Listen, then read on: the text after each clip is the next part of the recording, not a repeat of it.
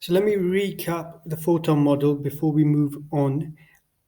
So this is a second lesson on line spectra and energy levels. In the wave model, a continuous wave, we use a different set of equations to map out the energy. However, when we're looking at quantum physics, we no longer consider the wave to be continuous. We consider the wave to be a set of packets of energy or photons. You would have discussed this in the photoelectric effect, but these are the 3 points that we must consider before we try to answer questions. The first point, a photon is a packet or a quanta of energy. The second statement, each photon has energy equal to hf, and the energy is directly proportional to frequency. So the frequency of the wave increases, photon increases, the energy of the photon increases. When a photon interacts, it's a one-to-one interaction. So considering we're discussing photons interacting with atoms, one photon is absorbed by one electron. So whenever you have questions and they ask you to consider the photon model, these are the 3 points you must keep referring to, and often you will have to write these 3 down as well. With the photoelectric effect, there are additional points that build on from here. But because we're looking at line spectra and energy levels, we are going to consider the ones that apply to us. So here, as discussed in the previous lesson, is a emission spectra, line spectra of hydrogen. So hydrogen gas is giving off light. It's not giving a continuous spectrum, but it's giving specific lines. Each line, using diffraction gratings as we did in waves, corresponds to a particular wavelength. The wavelengths are noted underneath the colors.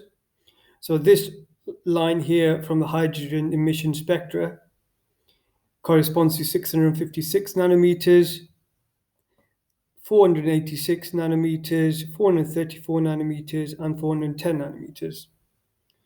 Now, from the photon model, the energy of each photon is equal to the Planck's constant multiplied by the frequency of the wave.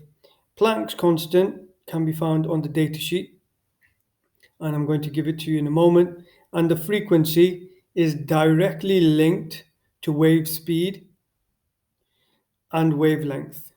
So from GCSE, you know that wave speed equals frequency times wavelength. By rearranging that and substituting it in for f, we get another expression that links wavelength with the energy. This is a constant. This is also a constant. And this, for an electromagnetic wave, letter C, corresponds to the speed of light of 3 times 10 to the 8 meters per second. So if I wanted to work out the energy of this photon that hit the screen as the waves pass through diffraction grating, I can use this expression where that is the notation for the wave. So the energy of the photon is hc over lambda, Planck's constant 6.63 times 10 to the minus 34, speed of light is 3 times 10 to the 8, divided by 656, but it's in nanometers, so it's times 10 to the minus 9. We get an answer of 3 times 10 to the minus 19 joules. Now, if you made a mistake on this calculation, you would know from the power. When we are looking at electron collisions with atoms and electrons de-exciting to give off photons, the energy is in the order of minus 19 joules, minus 18 joules, etc. If you've got something like minus 50 or minus 45 or minus 35, sometimes that happens when you make a mistake on your calculator. But this tells you that you've got the answer in the right ballpark, that power there. Now, that's in joules, and as we're going to see in a few moments, electron volts is what we are working with.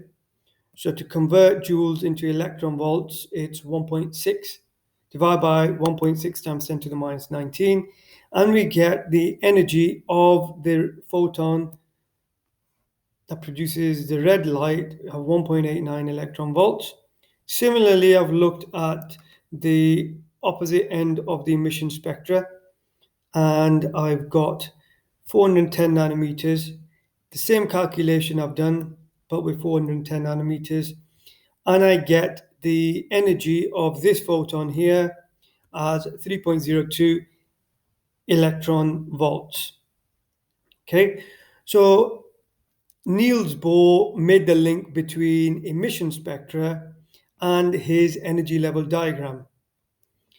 He associated each orbit, so these lines correspond to a particular orbit, to a particular energy, specific energy, that is fixed for every element, wherever it is in the universe.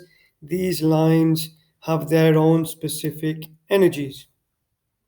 Now, the photon, the red photon, has an energy of 1.89 electron volts. Now, where did that energy come from? And as we said in previous lesson, this energy came from de-excitations of electrons from a high energy level to a lower energy level. So I'm going to scan these numbers and I'm going to see if the difference between the energy levels is around about 1.89. And I've spotted that when we take away this energy and this energy, we do get a difference of 1.89 electron volts. It's not exact, and most likely it's because of rounding errors, and we are not using H to the right number of full significant figures, and this to full significant figures, and this also. So therefore, this discrepancy has cropped up.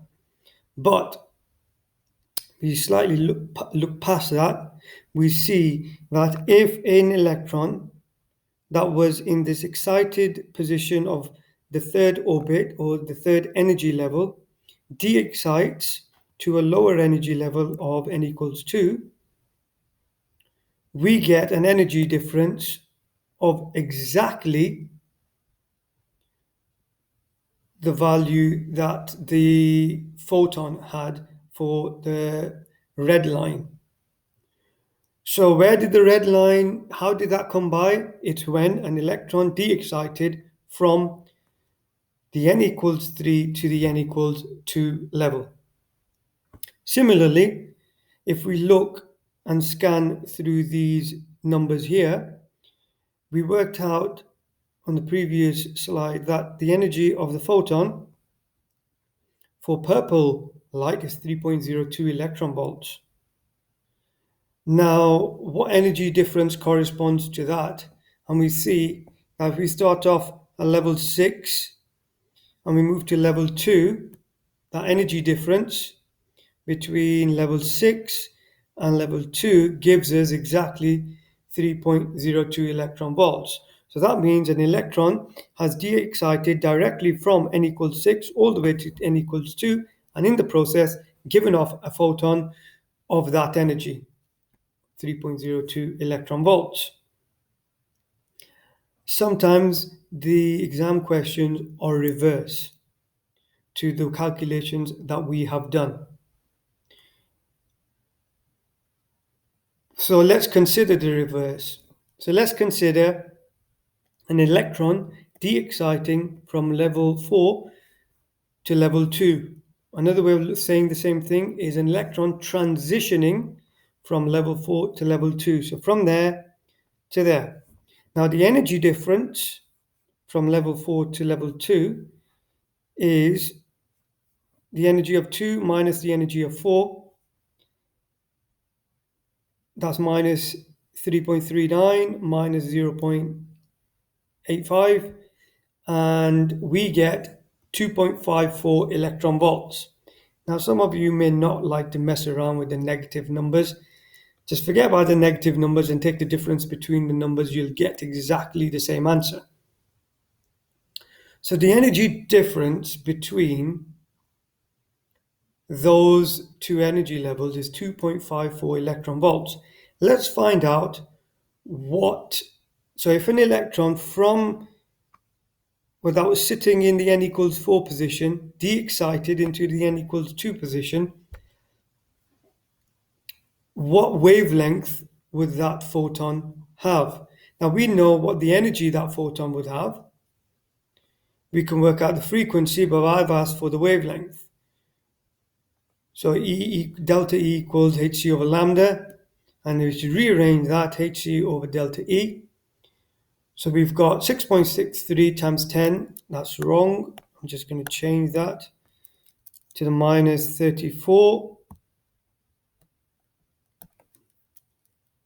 Okay, and it doesn't matter, the calculation was correct. It's just I put it in wrong when it came to the writing it onto the page. So 6.63 times 10 to the minus 34 times I3 times 10 to the 8, which is C, divided by the energy of this photon that would have de-excited from level 4 to level 2. But that energy is in electron volts. When we're putting the numbers into the equation, we must put it in as joules. So to convert electron volts to joules, we multiply by 1.6 times 10 to the minus 19, and we get our answer of 4.86 times 10 to the minus 9 meters, which is 486 nanometers. Okay, that could be rewritten. I've jumped a step. So that could be written as, actually that's a mistake as well. That's minus 7. So that there could be written as 486 times 10 to the minus 9. And 10 to the minus 9 is nano.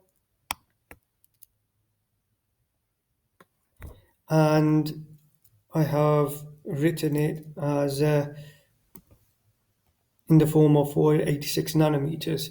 Now, why have I written in this form? I want to see